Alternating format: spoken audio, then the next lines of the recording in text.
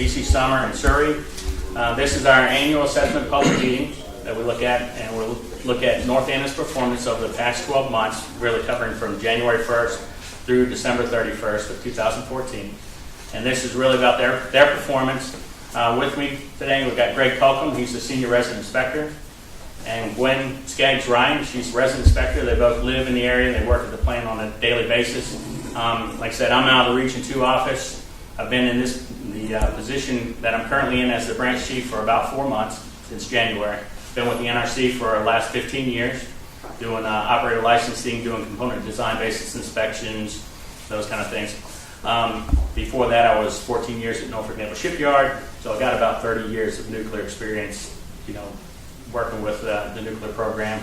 Really, my specialties are really primarily in plant operations, that kind of thing. The residents are really kind of generalists. They look at a lot of things. We send out different inspections from the region office on a regular basis.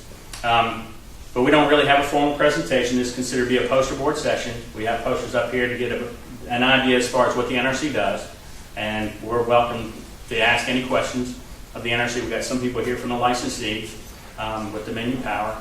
They can answer questions too if they so choose, but it's really about the information exchange between the NRC and the public.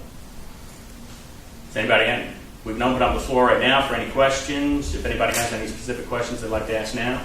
Yes, sir. Well, I just came up mainly, I'm from Richmond, but I also have a home over in Madison County. Travel through here quite a bit. I was wondering about, since this major earthquake we've had here, I think they recently decided it was the most widely felt quake the last couple hundred years on the East Coast.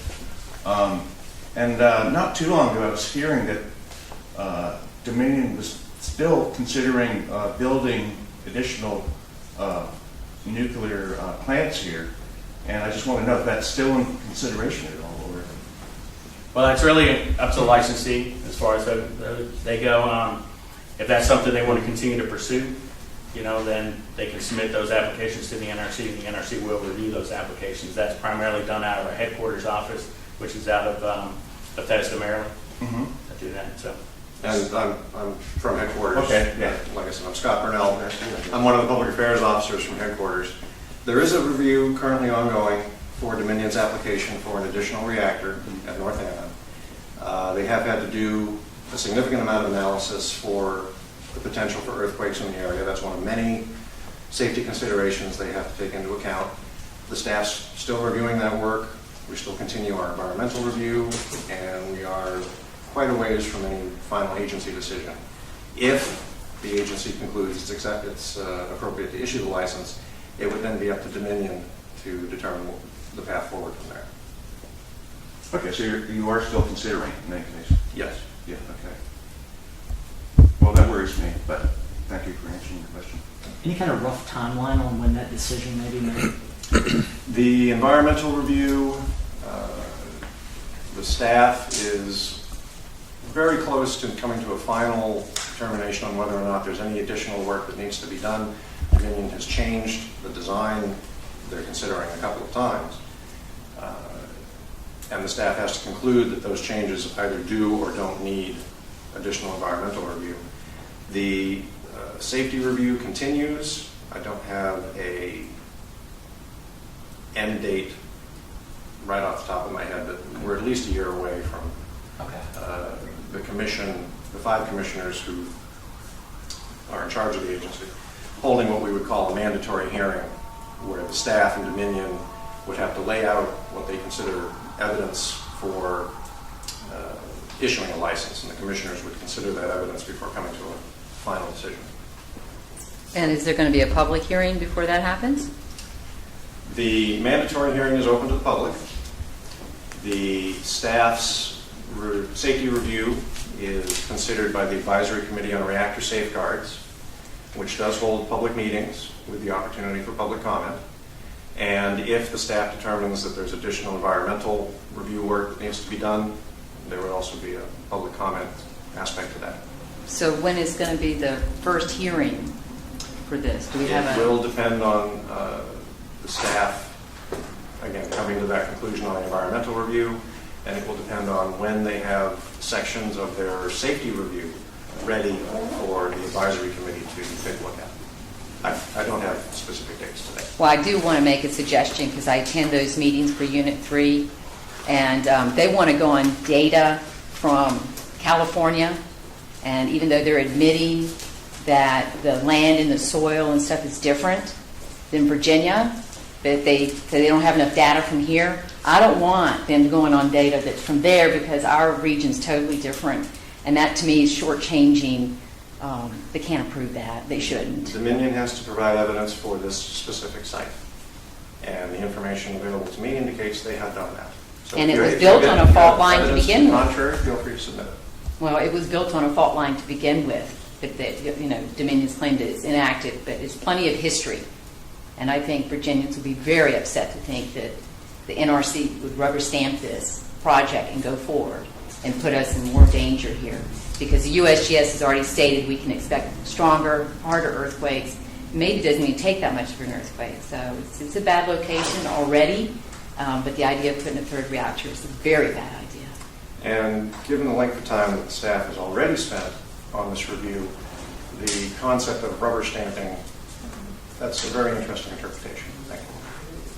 Well, rubber stamping adds if y'all allow them to use that data, yes, because that's not from us. I mean, I asked before, why don't we have some seismometers up there where they want to locate the plant, and they said they don't need to put one there yet, but if they did, maybe we'd be picking up early data from smaller earthquakes. I mean, I don't know why we're not looking now.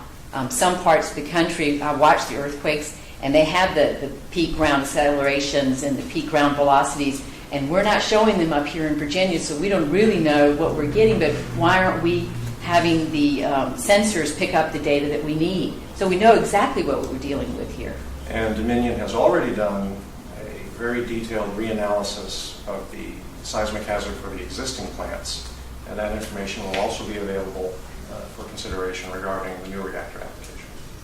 Well, yeah, but the design basis was exceeded by our earthquake for 1 and 2, not in all locations, but in some areas. And so we already know that those have already been compromised, and if we put a third one up there, then we're really going to put all our eggs in one basket. And the plant was inspected and found there was no damage to any of the safety systems.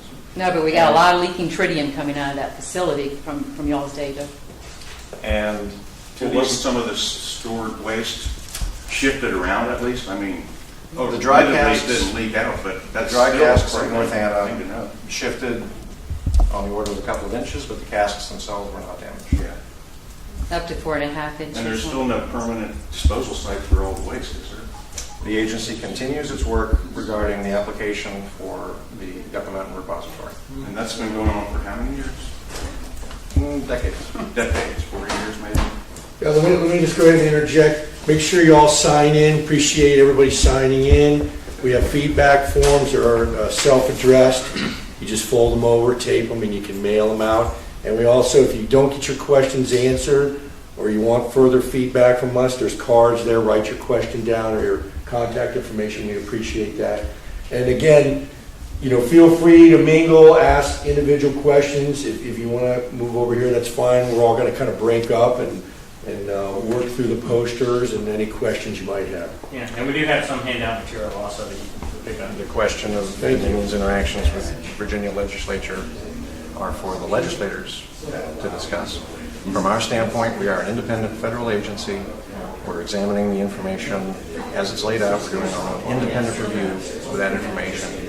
And the decisions that we come to are based on that technical information. There are no political considerations.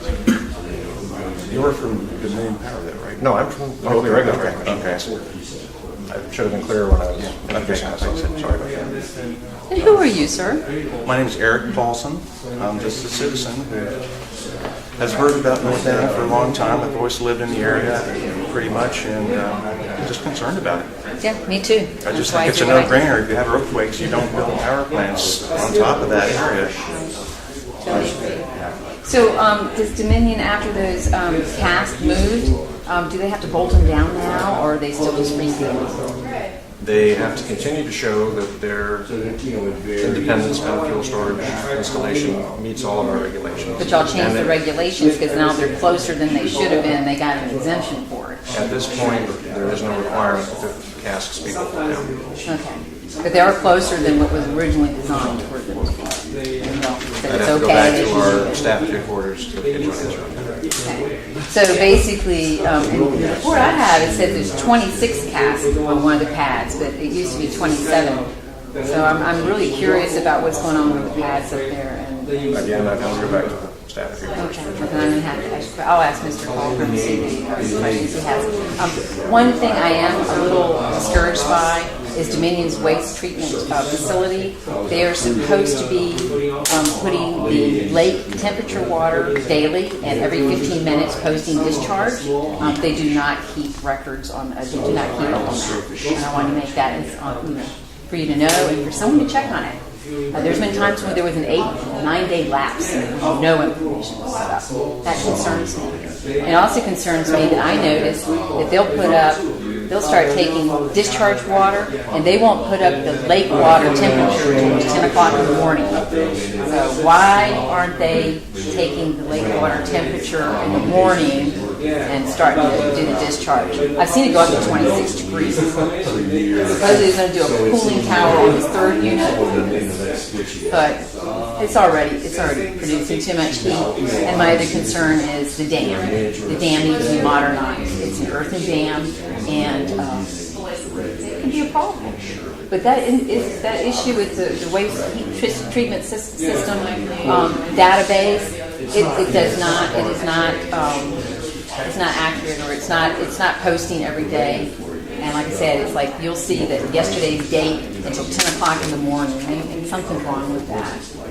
And missing data, I don't like that. I mean, why have it if it's not going to be posting? I'll pass that along to staff at headquarters. If you feel that they're violating their discharge permit limits, Well, I don't know what their limits are, but I do know that they're supposed to, as they say on their site. I understand they say normal discharge is up to 14 degrees. I already know they go way exceeding that, but they've got a special permit. But what I'm saying is they're not posting the data on a regular basis where there's a lapse in time or lapse in days. but there are temperature limits associated with the discharge. Are part of their license. If you feel they're violating that, please feel free to raise that formally with the agency. I'll have to look into that because I'm not sure how much they're allowed to do. You know, like I said, I've seen it go 26 degrees. My concern is they just have missing data. You don't know what they're doing. I understand.